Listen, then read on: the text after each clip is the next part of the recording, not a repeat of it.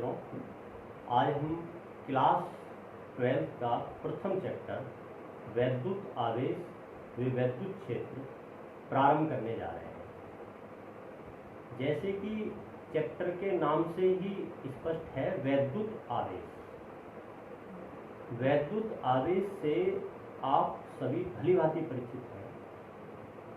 प्रत्येक पदार्थ आवेशों से मिलकर ही बना है, धनावेश और ऋणावेश। प्रत्येक पदार्थ में धनावेश के रूप में प्रोटॉन उपस्थित है और ऋणावेश के रूप में इलेक्ट्रॉन उपस्थित है। किसी भी पदार्थ में जितने प्रोटॉन होते हैं उतने ही इलेक्ट्रॉन होते हैं। एक प्रोटॉन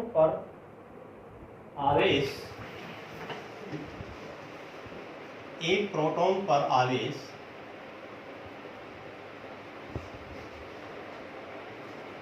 बराबर +1.6 इंटू 10⁻⁻⁻19 कूलम होता है। कूलम आवेश का ऐसा ही मात्रक है। और एक इलेक्ट्रॉन पर आवेश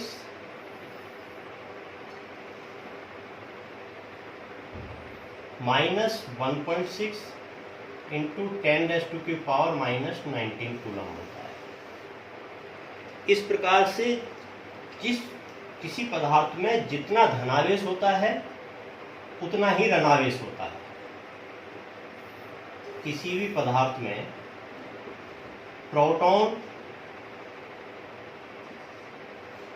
बराबर इलेक्ट्रॉन के होते हैं।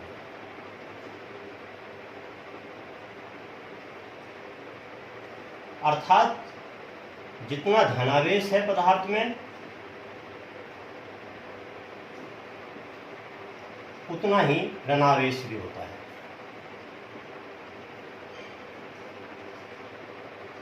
हम कह सकते हैं कि पदार्थ में आवेश बैलेंस्ड होता है, अर्थात नेट चार्ज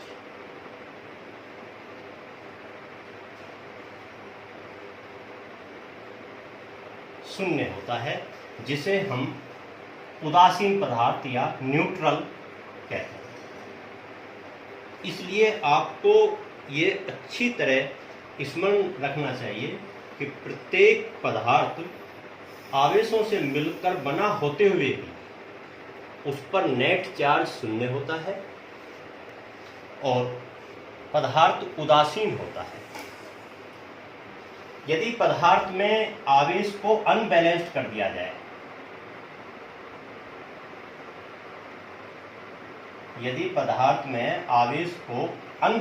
दिया जाए, तो उस पदार्थ को फिर हम आवेशित पदार्थ कहते हैं, चार्ज सब्सटेंस।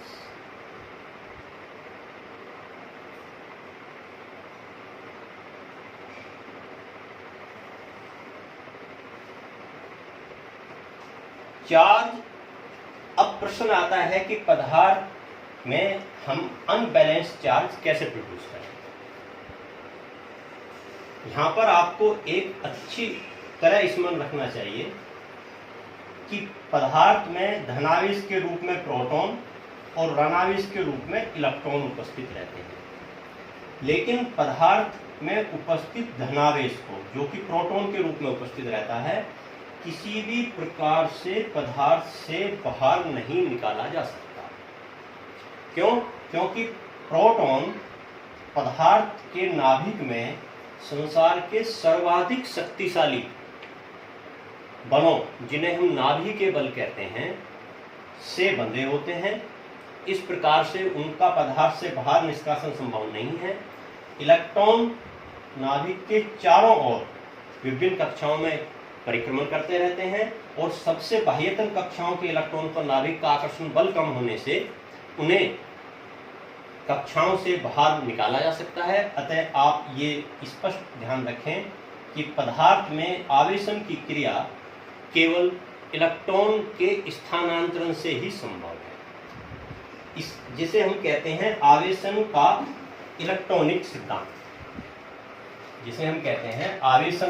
इलेक्ट्रॉनिक सिद्धांत। आवेशन का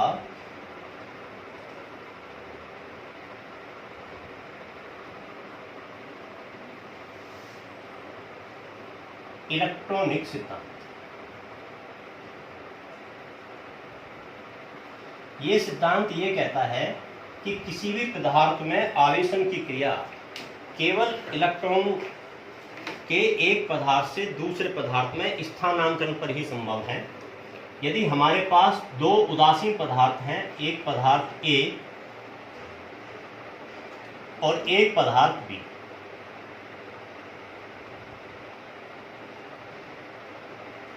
दोनों उदासीन हैं, अर्थात जितने इलेक्ट्रॉन हैं इसमें उतने ही प्रोटॉन हैं। इसी प्रकार से B पदार्थ भी उदासीन है। अब यदि एक इलेक्ट्रॉन A पदार्थ से निकलकर B पदार्थ में पहुंचता है, तो जिस पदार्थ से इलेक्ट्रॉन निष्कासित होता है, वहां पर इलेक्ट्रॉन की न्यूनता उत्पन्न हो जाती है, अर्थात ऋणावेश यहाँ पर कम मात्रा में रह जाता है, प्रोटॉन अधिक हो जाते हैं। इसलिए ये पदार्थ पॉजिटिव चार्ज धनावेशित हो जाता है, क्योंकि इसमें अब प्रोटॉन के रूप में धनावेश की संख्या अधिक है। इसी प्रकार से जिस पदार्थ पर इलेक्ट्रॉन स्थानांतरित हुआ है, उस पदार्थ में प्रोटॉन के अपेक्षाकृत इलेक्ट्रॉनों की संख्या अधिक होने से वो पदार्थ ऋणावेशित अर्थात नेगेटिव चार्ज कहा जाता है। इसे हम कहते हैं इलेक्ट्रॉनिक सिद्धांत, आवेशन का इलेक्ट्रॉनिक सिद्धांत। अब इस चैप्टर में सबसे पहले हम आते हैं आवेशन की विधियां कौन कौन सी हैं। आवेशन की विधियां,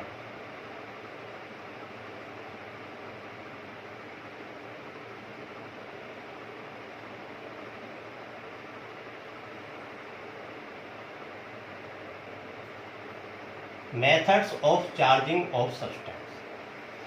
आवेशन की विधियां पढ़ते समय फिर दोबारा मैं आपको स्मरण कराना चाह रहा हूं कि पदार्थों में आवेशन की क्रिया केवल और केवल इलेक्ट्रॉनों के एक पदार्थ से दूसरे पदार्थ में स्थानांतरण पर ही संभव है। सबसे प्रचलित और मुख्य विधि जिसका आप डेली प्रैक्टिकल रूप में भी उपयोग करते रहते हैं, घर्षण द्वारा आवेशन।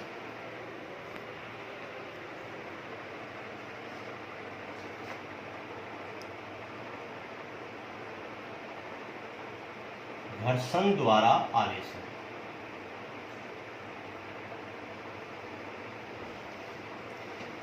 यदि किन्हीं दो पदार्थों को अनुकूल परिस्थितियों में परस्पर रगड़ा जाए तो उनमें आवेश उत्पन्न होने की प्रक्रिया घर्षण वैद्युत की या फ्रिक्शन इलेक्ट्रिसिटी कहलाती है। इस प्रक्रिया का आप बहुत बार उपयोग करते रहते हैं।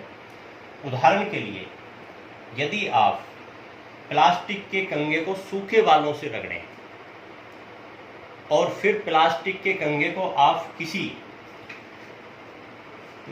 कागज के छोटे छोटे टुकड़ों की तरफ ले जाएं, तो प्लास्टिक का कंघा उनको आकर्षित कर लेता है। अर्थात कहने का तात्पर्य ये है कि कंघे पर आवेश उत्पन्न हो जाता है बालों से रगड़ने पर। इसी प्रकार से घर्षण द्वारा आवेशन के बहुत सारे उदाहरण हो सकते हैं। जैसे जो मुख्य उदाहरण हैं यहाँ पर केवल वो आपको ध्यान रखने हैं, जैसे कांच की छड़।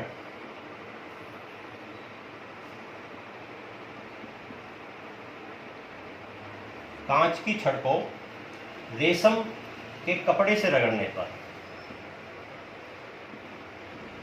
रेशम के कपड़े से रगड़ने पर, या फिर एक दूसरा उदाहरण है ऊनी कपड़ा या फर से, ऊनी कपड़ा या फर होता है बिल्ली का रोआ, बिल्ली की खाल का रोआ, ये को एबोनाइट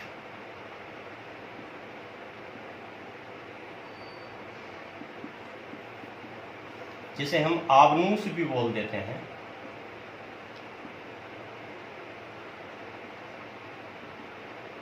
एबोनाइट या अंबर, रबड़ या प्लास्टिक,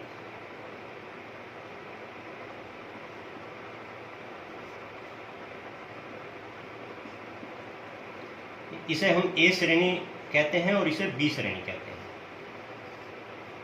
इसी प्रकार से और उदाहरण, ऊनी कारपेट नंबर 1, नंबर 2, नंबर 3। ऊनी कारपेट, रबड़ शूज, जैसे जब आप चलते हैं कारपेट पर रबड़ के शूज पहनकर।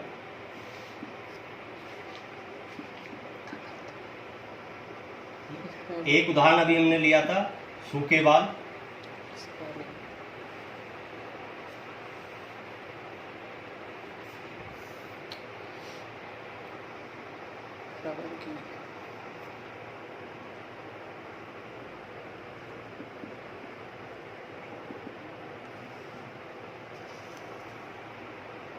सूखे बाल, प्लास्टिक कॉम,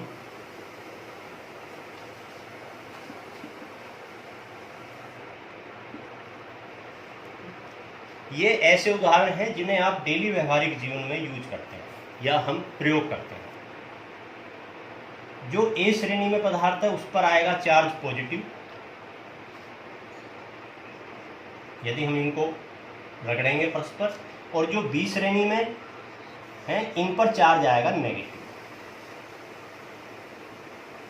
ये उदाहरण आप कुछ ध्यान रख सकते हैं घर्षण द्वारा वैद्युत के। इसके अलावा कुछ उदाहरण आप, जो ये उदाहरण तो बहुत सारे हो सकते हैं, लेकिन आपको केवल वो उदाहरण ध्यान रखने हैं जो मुख्यतः हमारे काम में आते हैं। जैसे एक सीरीज मैं यहाँ पर आपके सामने लिख रहा हूँ, जैसे फल, गिलास, फल, गिलास, माइका, अबरक जिसे आप बोलते हैं, ऊन, सिल्क,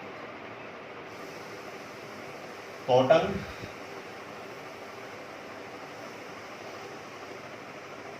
अंबर, रेजिन,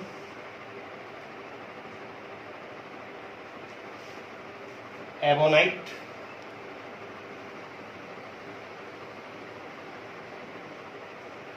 और rubber.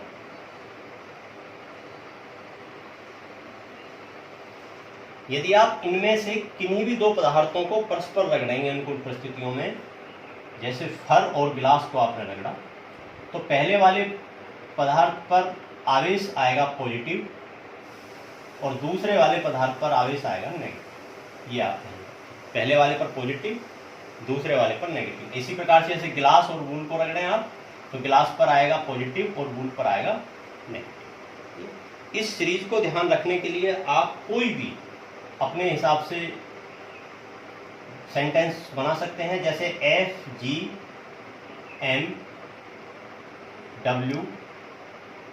FGMW scalar, SCARER, simple सा सेंटेंस है। एक वर्ड हो गया FGMW और स्केलर। इनमें प्रत्येक, जैसे F for fur, G for glass, M for mica, W for wool, और इस प्रकार से आप स्मरण रख सकते हैं इस श्रेणी को। इससे आपका काम चल जाएगा। दूसरी विधि है हमारी सेकंड, चालन द्वारा आवेशन।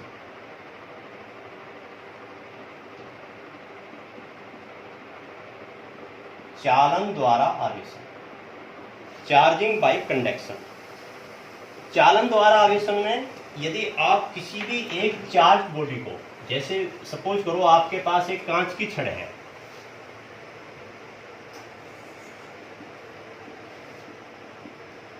और यहां पर कोई एक चालक गोला आपके पास रखा है,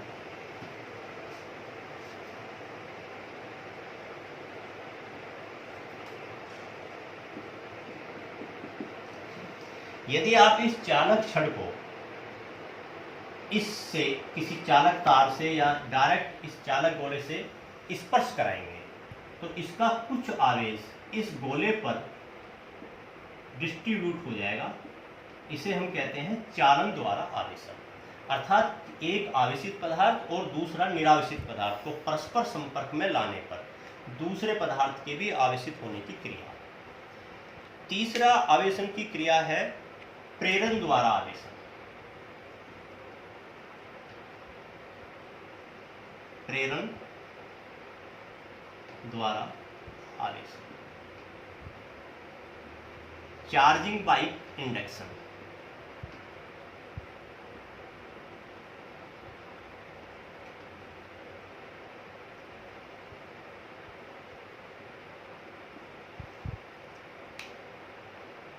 चार्जिंग बाय इंडक्शन समझने के लिए हम यहाँ पर दो उदाहरण देखेंगे।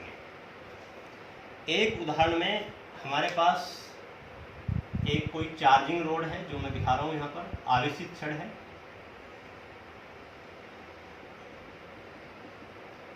और हमारे पास एक निरावेशित कोई चालक गोला या पदार्थ है जो सामने कुचालक स्टैंड पर रखा है।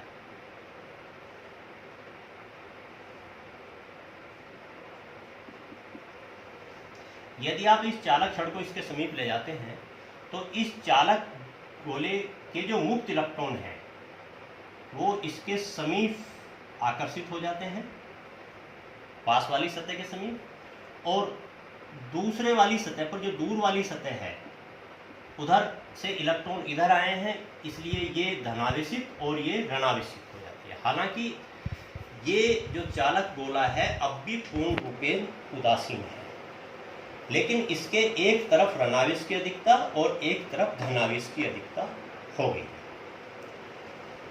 यदि हम इस स्थिति को बनाए रखते हुए दूसरी स्थिति मैं दिखा रहा हूं अब इसकी,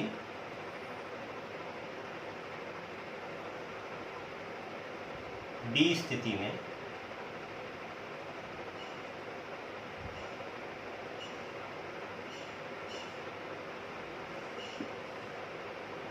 हमने जो आवेशित चालक छड़ थी उसी को यथास्थिति में रखा है और इस गोले को हमने भू संपर्कित कर दिया। भू संपर्कित,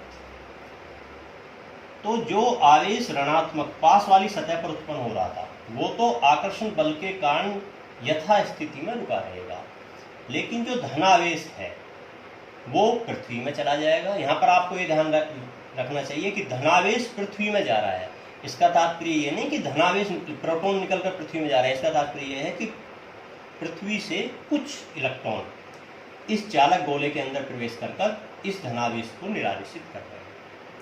तो इस प्रकार से अब यदि हम ये इस चालक छड़ को हटा लेंगे यहाँ से, तो ये और इसको भू संपर्कित हटा देंगे, तो ये जो आवेश है ये पूरे गोले पर फैल जाएगा और इस प्रकार से ये चालक गोला जिस पर कि पहले कोई आवेश नहीं था ऋणावेशित हो गया बिना किसी के संपर्क में आए हुए।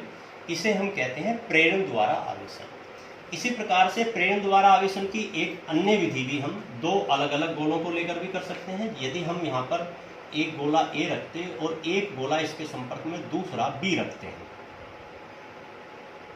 इस प्रकार से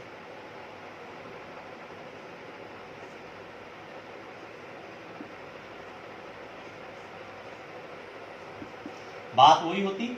अब गोले ए पर पास वाली सतह पर ऋणात्मक आवेश, कारण वही, मुक्त इलेक्ट्रॉन इसके पास आ जाएंगे आकर्षण बल के कारण, और इस बी गोले की दूर वाली सतह पर धनात्मक आवेश।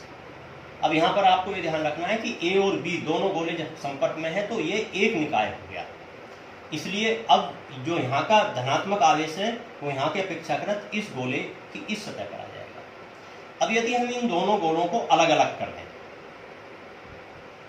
अब यदि हम इन दोनों गोलों को अलग अलग कर दें, ये गोला ए और ये गोला बी,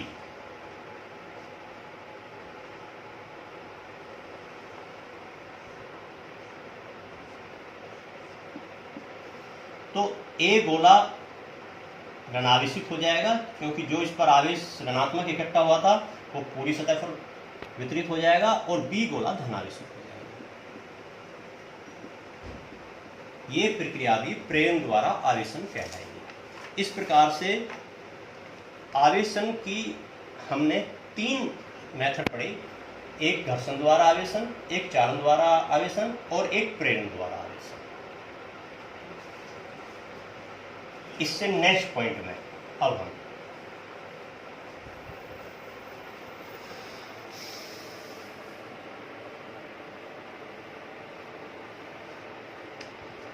आवेश के मूलभूत गुण, फंडामेंटल प्रॉपर्टी ऑफ चार्जेस।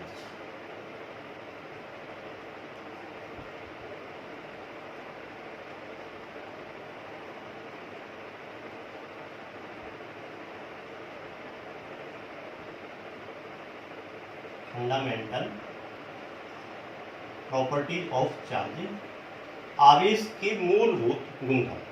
आवेश के मूलभूत गुणधर्मों में प्रथम नियम, जिसे हम योज्यता का नियम कहते हैं, योज्यता संबंधित प्रॉपर्टी है जो, जिसे हम योज्यता का नियम के नाम से भी जानते हैं। इसके अनुसार किसी भी पदार्थ पर आवेश धनात्मक यदि उस पर प्रोटॉन की संख्या अधिक है, ऋणात्मक या फिर 0 हो सकता है, जिसे हम न्यूट्रल कहते हैं। द्वितीय नियम,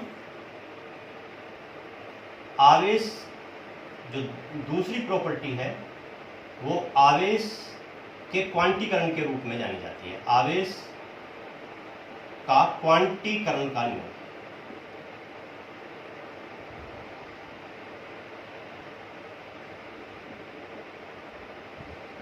क्वांटीकरण का नियम अर्थात क्वांटाइजेशन ऑफ चार्ज। इसके अनुसार किसी भी पदार्थ पर आवेश एक निश्चित न्यूनतम आवेश, जिसे हम इलेक्ट्रॉनिक आवेश कहते हैं, का पूर्ण गुणज ही संभव है। यहां पर n एक पूर्णांक है, प्लस या माइनस। n यहां पर पूर्णांक 0, 1, 2, 3 हो सकता है, और E इलेक्ट्रॉनिक आवेश 1.6 इंटू 10⁻⁻⁻19। इसे हम आवेश का क्वांटीकरण का नियम कहते हैं। इसका कारण ये है क्योंकि किसी भी पदार्थ से जो आवेश उत्पन्न हो रहा है वो केवल इलेक्ट्रॉन के स्थानांतरण के कारण उत्पन्न हो रहा है। इसलिए यदि एक इलेक्ट्रॉन निकला तो एक इलेक्ट्रॉन के बराबर धनात्मक या ऋणात्मक आवेश, 2 इलेक्ट्रॉन निकले तो 2 के बराबर। इसलिए कभी भी किसी भी पदार्थ पर आवेश इलेक्ट्रॉन के आवेश के पूर्ण गुणज के रूप में उपस्थित होगा। हालांकि बहुत सारे आवेश अभी वर्तमान में ऐसे हैं, जैसे क्वार्क कण, जिन पर आवेश E/3 प्लस माइनस या प्लस माइनस 2E/3 भी संभव है, लेकिन फिलहाल इनका अस्तित्व फिजिकली रूप से संभव नहीं है, इसलिए हम फिलहाल इनको अवॉइड करके चल रहे हैं। आगे जब इनका फिजिकली रूप से अस्तित्व संभव हो जाएगा तो हम केवल आवेश की जो मूल इकाई है वो E के स्थान पर या तो ये या फिर ये हो जाएगी, लेकिन आवेश का क्वांटीकरण का नियम यथावत रहेगा। तीसरा, आवेश का संरक्षण का नियम।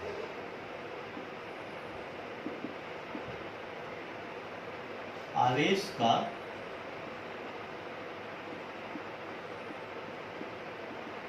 संरक्षण का नियम,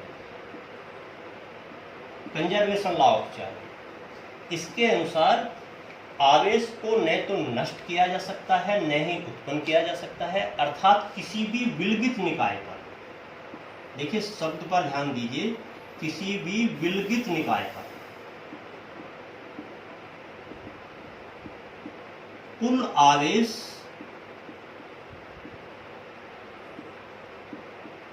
कंजर्व रहता है, संरक्षित रहता है।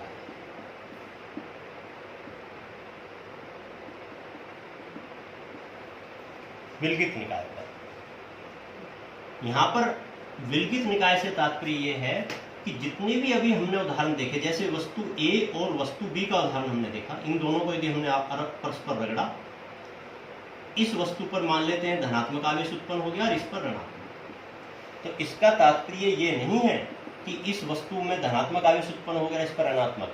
यहाँ पर केवल आवेश का डिस्ट्रीब्यूशन हुआ है, इससे कुछ इलेक्ट्रॉन निकलकर इस वस्तु पर पहुंच गए। यदि हम इन दोनों वस्तुओं को एक विलगित निकाय मान लें तो इन दोनों वस्तुओं पर कुल आवेश नेट चार्ज अब भी शून्य ही मिलेगा, क्योंकि जितने यहाँ पर इलेक्ट्रॉन की कमी आई है उतनी ही दूसरी वस्तु पर इलेक्ट्रॉन की अधिकता होगी। इसलिए इन दोनों वस्तुओं से मिलकर बने निकाय पर कुल आवेश अब भी शून्य है। अर्थात घर्षण द्वारा जो आवेश उत्पन्न होता है उसमें भी आवेश के संरक्षण के नियम की पूर्ण रूप से अनुपालना होती है। इसी प्रकार से आपने चालन और प्रेरण द्वारा आवेशन पढ़ा, वहां पर भी प्रत्येक प्रक्रिया में आवेश के संरक्षण के नियम की अनुपालना होती है। यहाँ तक कि यदि आप युग्म उत्पादन और युग्म विनाश, दो प्रक्रिया हैं, युग्म उत्पादन और युग्म विनाश, इन प्रक्रियाओं में भी आवेश के संरक्षण के नियम की पूर्ण रूप से अनुपालना होती है। युग्म उत्पादन की प्रक्रिया में जब एक फोटोन का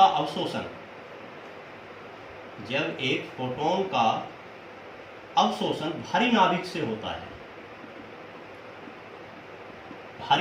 होता है तो फोटोन परिवर्तित हो जाता है एक प्रोटॉन में और प्लस एक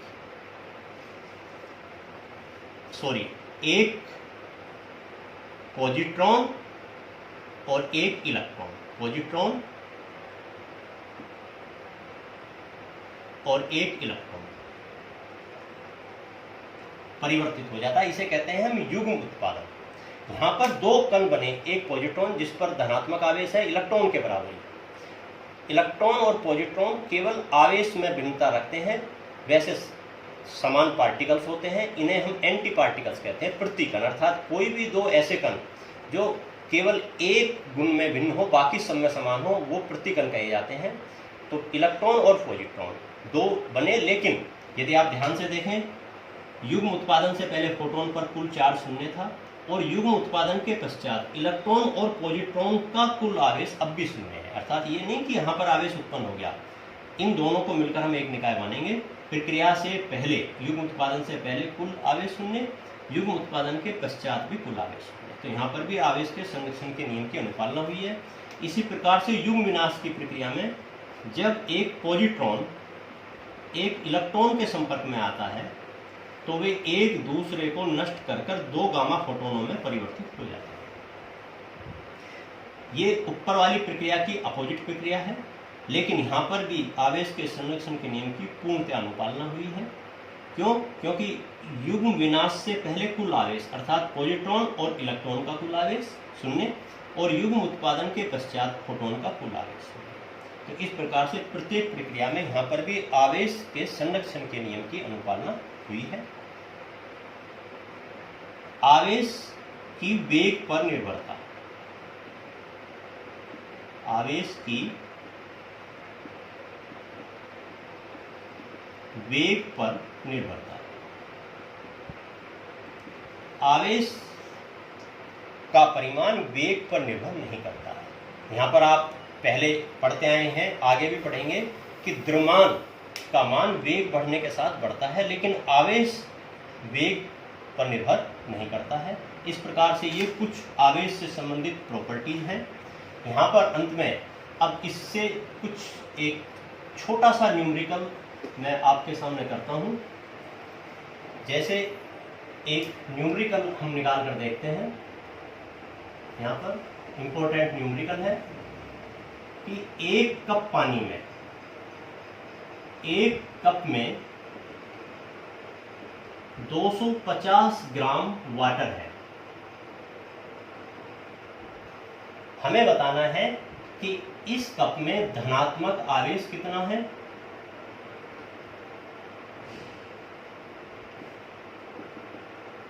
और ऋणात्मक आवेश कितना है, नेगेटिव चार्ज कितना है।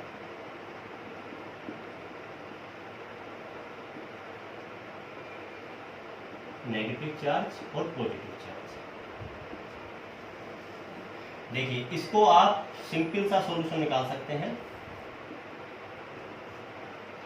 पानी का द्रव्यमान दिया हुआ है हमें 250 ग्राम। इसलिए पानी के मोलों की संख्या, पानी के मोलों की संख्या n बराबर द्रव्यमान बटे अनुभार 250 बटे पानी का अनुभार H2O आपको पता है 18, तो इसलिए ये मोलों की संख्या है। पानी में उपस्थित प्रोटॉन, पानी में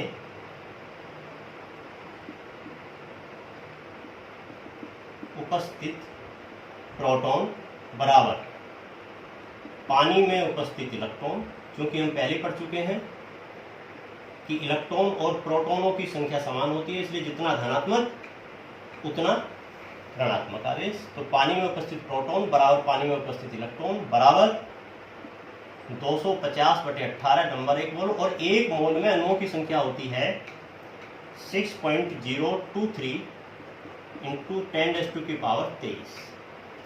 तो इस प्रकार से पानी के अणुओं की संख्या 250 ग्राम में 250 बटे 18 मोलों की संख्या, और 1 मोल में पानी के अणुओं की संख्या इतनी होती है, तो इसलिए हमने इन दोनों को मल्टीप्लाई कर दिया। ये पानी के अणुओं की संख्या, और एक अणु में 10 प्रोटॉन और 10 इलेक्ट्रॉन होते हैं, इसलिए ये हमारे पास आ गई प्रोटॉन की संख्या जो कि पानी में इस समय उपस्थित है, और इतने ही इलेक्ट्रॉन हैं। निश्चित है यदि आप इस संख्या को जो आई है यहाँ पर, यदि आप इसको मल्टीप्लाइड बाई 1.6 इंटू 10⁻⁻19 से मल्टीप्लाई कर देंगे तो पानी में उपस्थित आवेश की मात्रा आपके पास आ जाएगी। ये आपका बुक का सोल्ड एग्जाम्पल है, ये आप खुद उस एग्जाम्पल्स को देखना और इसके आंसर को कैलकुलेट करके मिलाना। इस लेक्चर में आज के लिए इतना ही। आप इस वीडियो को समझने के लिए बार बार देखते रहें। इससे आगे हम नेक्स्ट चैप्टर में कूलम के नियम के बारे में अध्ययन करेंगे।